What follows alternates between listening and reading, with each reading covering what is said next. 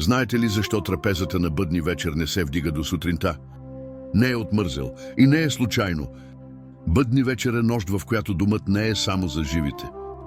Старите хора казвали, че тогава небето се отваря, а домът става място за среща.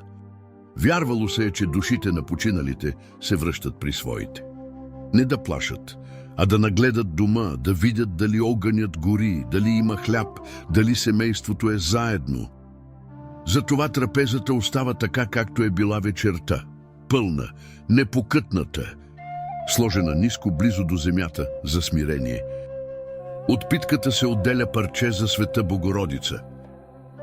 Не се яде, не се мести, за закрила на дома, на майките, на децата и на живота. В някои краища вярвали, че ако някой стане нощем гладен, не трябва да яде, за да не изяде късмета си. Не се мете,